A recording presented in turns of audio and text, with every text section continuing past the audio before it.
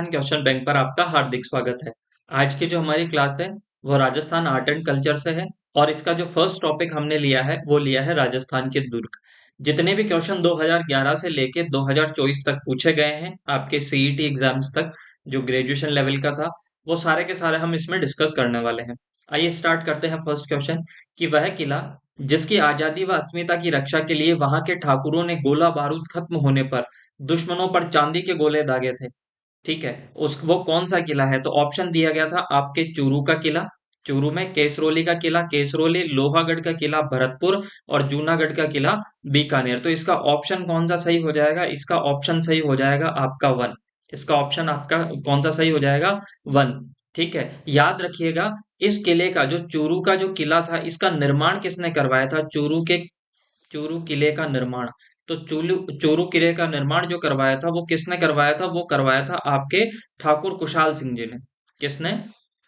ठाकुर कुशाल सिंह जी ने इसका निर्माण करवाया था। कुशाल सिंह जी ने कुशाल सिंह जी ने इसका निर्माण करवाया था। और वो कब करवाया था? 1739 ईस्वी में करवाया था। ये चीज ये चीज याद रह जाएगी आपको। फिर अगर यहाँ से दूसरा क्वेश्चन क्या पूछा जा सकता है आपसे, कि यहाँ से दूसरा क्वेश्चन पूछा जा सकता है कि 1857 की क्रांति में 1857 की क्रांति में 1857 की क्रांति में अंग्रेजों का विरोध किस ठाकुर ने किया था? तो यहाँ के जो एक ठाकुर थे जिनका नाम था शिव सिंह, उनका नाम क्या था? शिव सिंह जी यहाँ के ठाकुर का नाम था। अच्छा देखो, हुआ क्या था कि जब 1857 की क्रांति थी तब अंग्रेजों का विरोध, चूरू के ठाकुर थे जिनका नाम था शिव सिंह जी, उन्होंने यहाँ का अंग्रेजों का विरोध किया।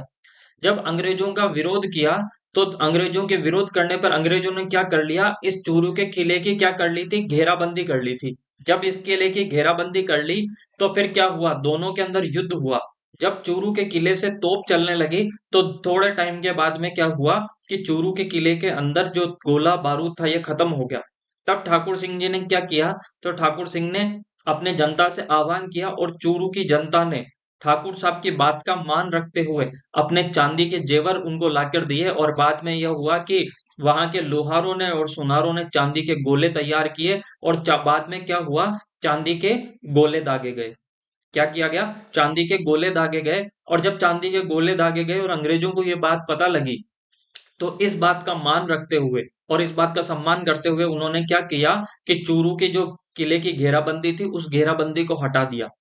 ठीक है, उस घेराबंदी को हटा दिया। यहां से एक बहुत बड़ी कहावत भी बहुत फेमस है और वो कहावत इस प्रकार है कि दोरा ऊपर नीमड़ी, दोरा ऊपर नीमड़ी, दोरा ऊपर तोप, चांदी का गोला चाल तार, गोरा नाख्या टोप। ये अगर आपसे कभी ये पूछ लिया जाए तो आपको ये याद होना चाहिए कि किस किले के बारे में कहा गया था। ये चूरू के किले के बारे में कहावत फेमस थी। ये चीज आप याद रखिएगा। फिर उसके बाद में देखिएगा सेकंड क्वेश्चन क्या पूछा है? वह दुर्ग जिसके चारों ओर खाई होती है वह दुर्ग कहलाता है। तो वो कौन सा दुर्ग कहलाता है? ऑप्शन ए दिया था आपका एरण, ऑप्शन दो दिया था पारिक, ऑप्शन तीन दिया गया था पारीधी और ऑप्शन चार दिया गया था धनवन। एक चीज याद रखना, कभी कंफ्यूजन नहीं होगा कि वह दुर्ग जिसके चारों ओर क्या होती है? खाई होती है। तो इसका पहला अक्षर पकड़ लीजिए, इसमें क्या होती है? खाई होती है। तो ख से खाई और यहाँ पे आ रहा है क्या? पारिक। तो ऑप्शन नंबर दो।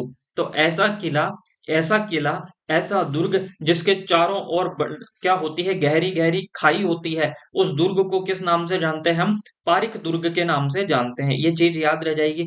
अच्छा, ऐसा दुर्ग जिसके चारों ओर बड़ी बड़ी दीवारें बनी हुई होती है, जैसे चित्तौड़गढ़ का किला, तो उसको किस नाम से जानते हैं? उसे किस नाम से जानते हैं अपन? पारिधी के नाम से जानते हैं। ऐसा किला जो मरुस्थल के अंदर बना हुआ है, डेजर्ट के अंदर बना हुआ है, उसे धनवन के नाम से जानते हैं। ठीक है, ऐसा किला जो क्या हो? पहाड़ी पे चट्टान पे बना हुआ हो, चारों ओर उसके क्या हो? जंगल हो, कटीली झाड़ियां हो, उसे एरण दुर्ग के नाम से जानते हैं। ये चीज आपको याद रह जाएगी। तो पारिक दुर्ग कौन सा होता है? जिसके चारों ओर क्या होती है? खाई होती है। फिर नेक्स्ट देखिएगा आप, अधोलिखित में से कौन सा दुर्ग धानवन दुर्ग की श्रेणी में रखा गया है? पहली चीज आप याद रखिएगा, एक चीज जरूर याद रखिएगा कि धानवन श्रेणी में कौन से दुर्ग आते हैं? जो मरुस्थल में बने हुए होते हैं, जो मरुस्थल के अंदर बने हुए होते हैं। कहाँ पे बने हुए होते हैं? जो मरुस्थल में बने होते हैं। ठीक है, जो मरुस्थल के अंदर बने होते हैं। उसे किस नाम से जानते हैं? उसे हम धानवन दुर्ग के नाम से जानते हैं। पहली चीज याद रह जाएगी। अच्छा, दूसरा आपसे पूछा जा सकता है कि राजस्थान के अंदर कौन कौन से दुर्ग धानवन की श्रेणी में आते हैं, तो वो दो चार दुर्ग हम देख लेते हैं। पहला दुर्ग तो आप याद रखिएगा, एक दुर्ग तो आपका कौन सा हो गया? सोनारगढ़। कौन सा हो गया? सोनारगढ़ याद रखिएगा। और वो सोनारगढ़ कहाँ पे है? वो है आपके कहाँ पे? जैसलमेर में। कहाँ पे है?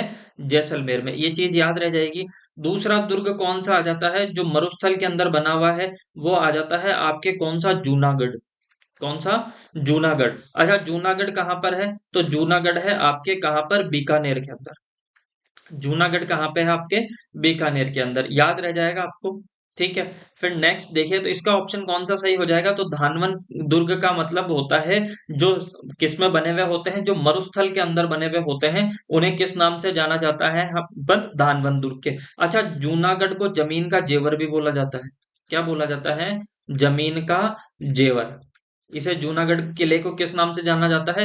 जमीन के जेवर के नाम से भी जाना जाता है। और याद रखना, ये जो सोनारगढ़ का जो किला है जो जैसलमेर के अंदर है, ये कौन सी पहाड़ियों पर बना हुआ है? यहाँ से भी क्वेश्चन आते हैं। जो ये कौन सी पहाड़ियों पर बना हुआ है? तो सोनारगढ़ का किला है वो 56 की पहाड़ियों पर बना हुआ है। 56 की पहाड़ियों पर बना हुआ है। याद रह जाएगा।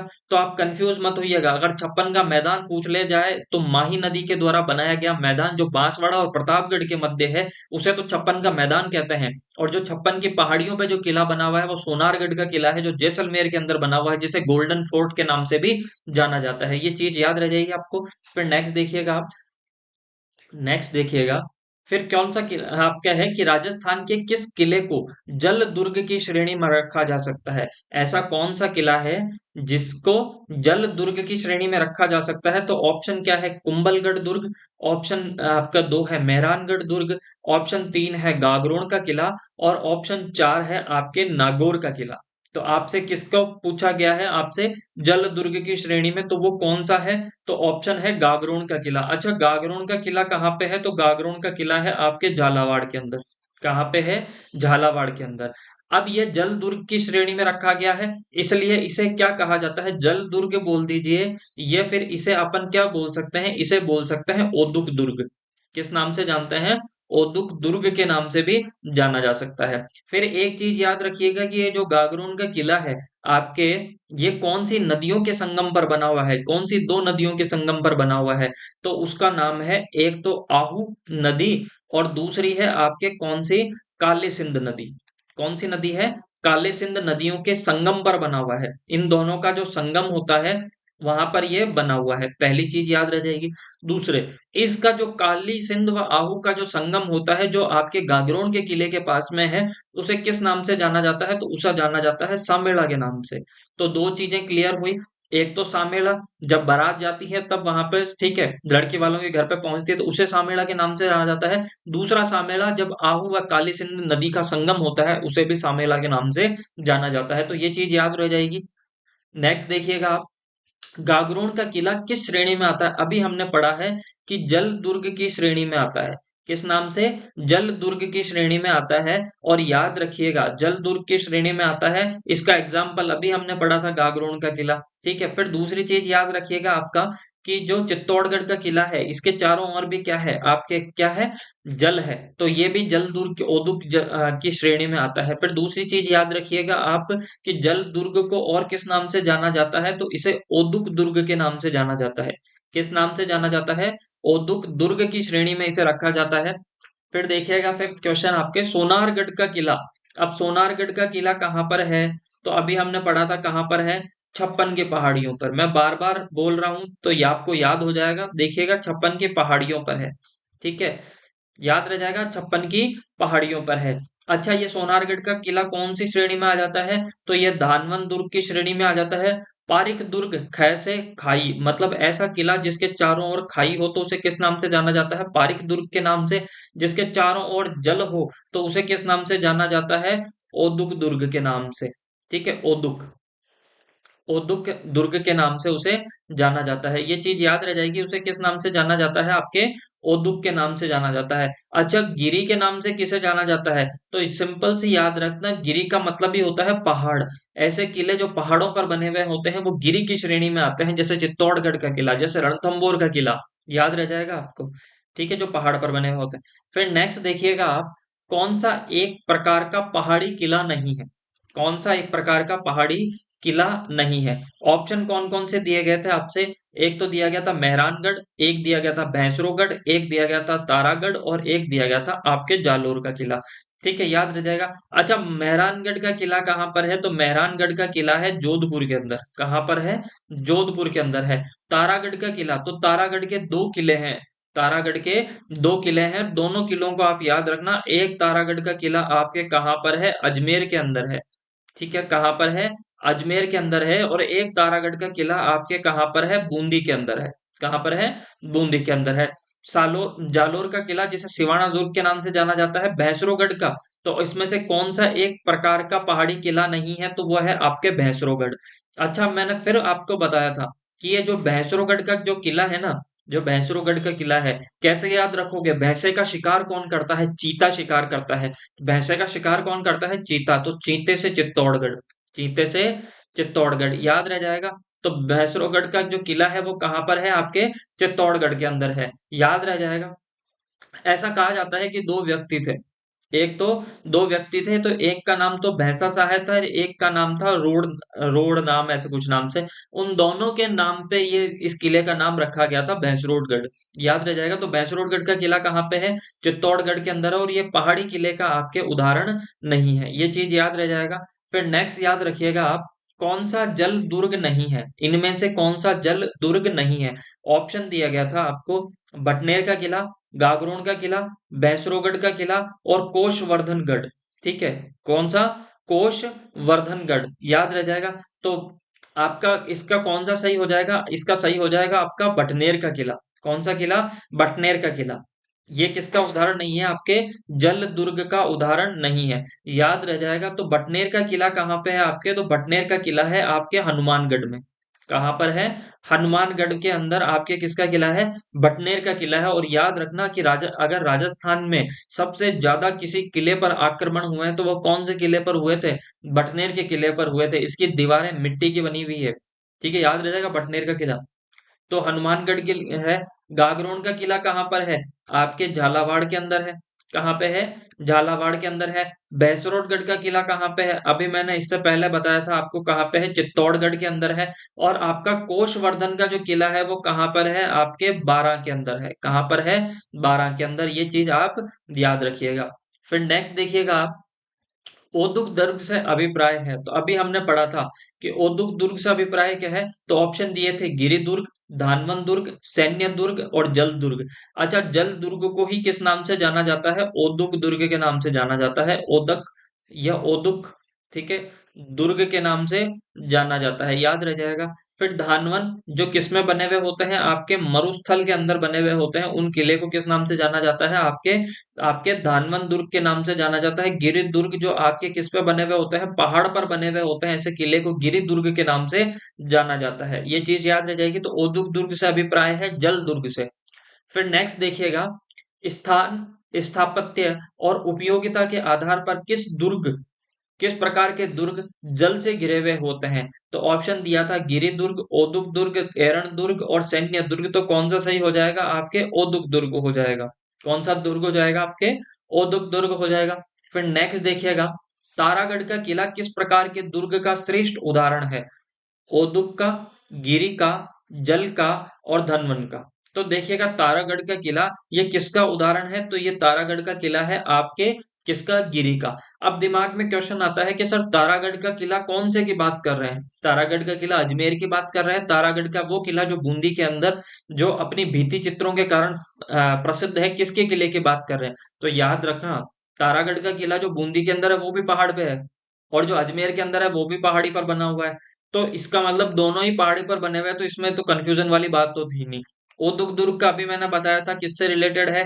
जल से रिलेटेड है, ये बताया था। तो ये तो ऑप्शन हो नहीं सकता, ये भी नहीं होता। और धनवन मरुस्थल से रिलेटेड। तो ऑप्शन ए की बच रहा था कि गिरि दुर्ग का उदाहरण श्रेष्ठ है ना, तारागढ़ का किला गिरि दुर्ग का उदाहरण है।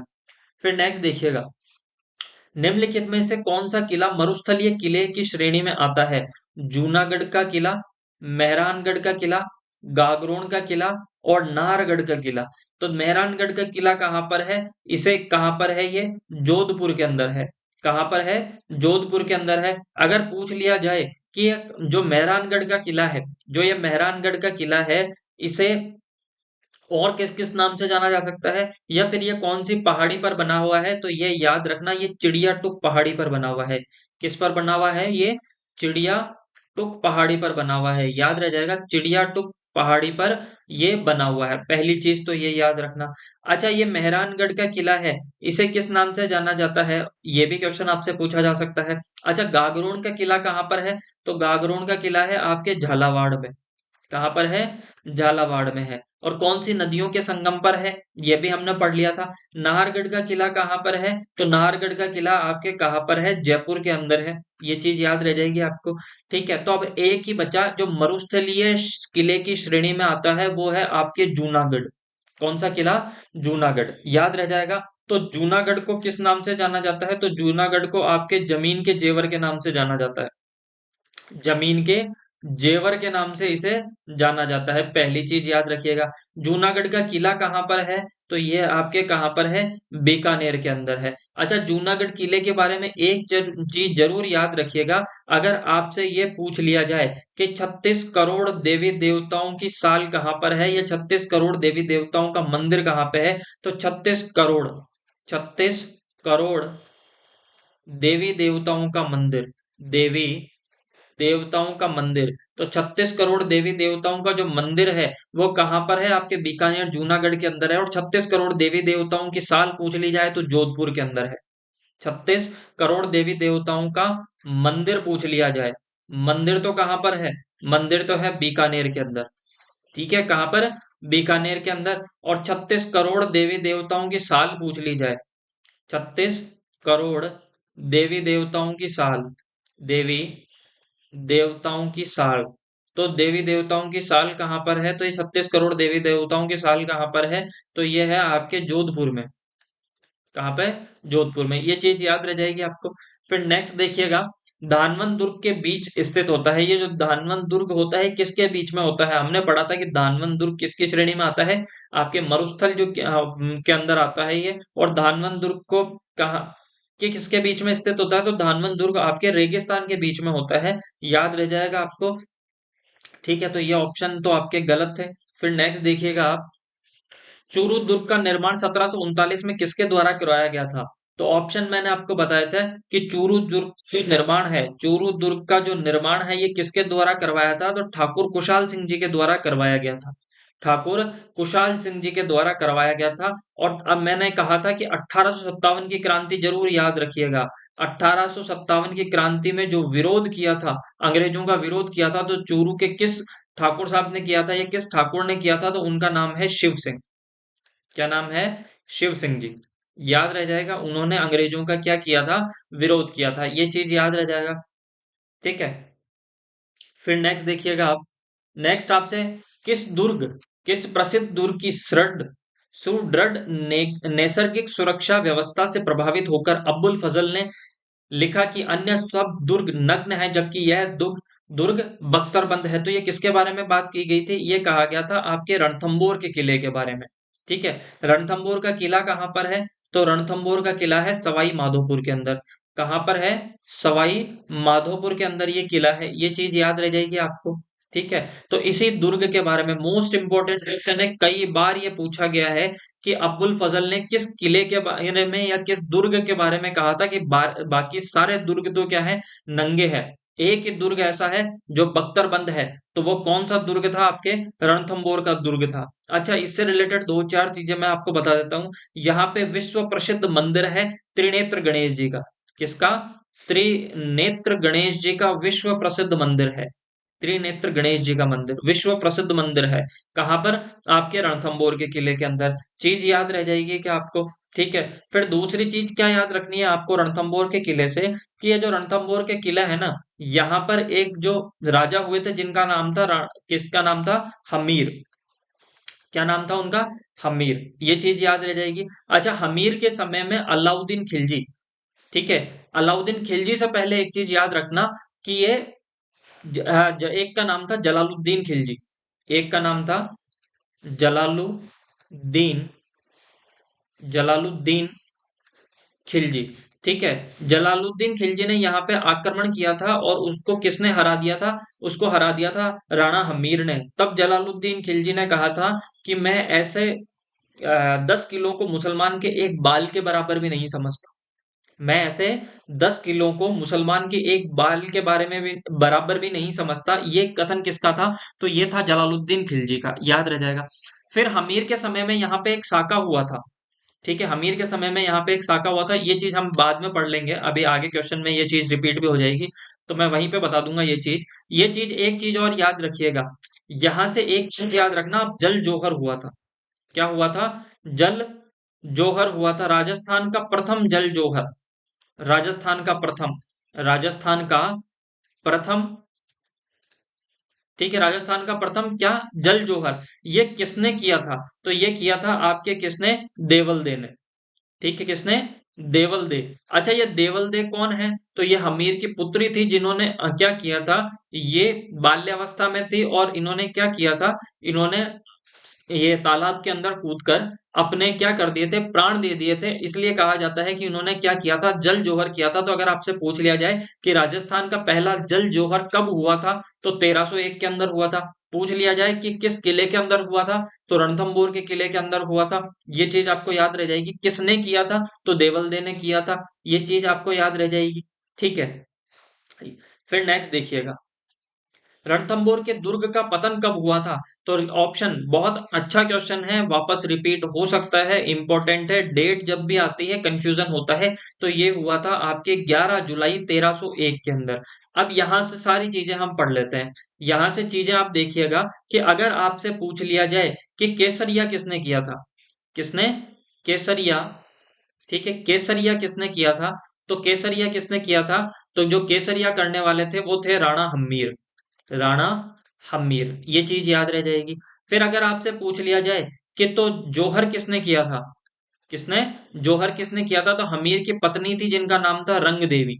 हमीर की पत्नी थी रंग देवी। अच्छा, जल जोहर किसने किया था? तो जो जल जोहर किया था वो हमीर की बेटी थी जिनका नाम था रंग, वो आपके देवल दे। देवल दे, याद रह जाएगा आपको। तो जल जोहर हमीर की बेटी ने किया था, जोहर किया था रंग देवी ने, और केसरिया किया था राणा हमीर ने। अच्छा, अगर आप पूछोगे, आपसे पूछा जाए कि अभी तो आप बात कर रहे थे किसकी, आप तो बात कर रहे थे साका की, तो याद रह जाएगा इसका जो साका हुआ था वो कब हुआ था? वो साका हुआ था आपके 1301 के अंदर, 11 जुलाई 1301। अच्छा, साका किसे कहा जाता है?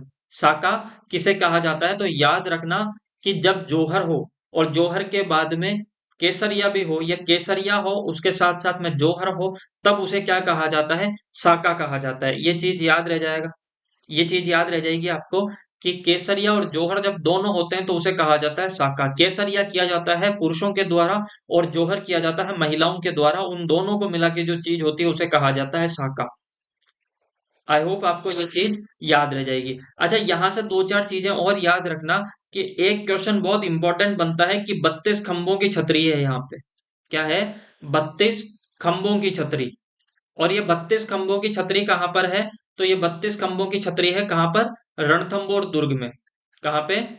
आपके रणथंभौर दुर्ग के अंदर है।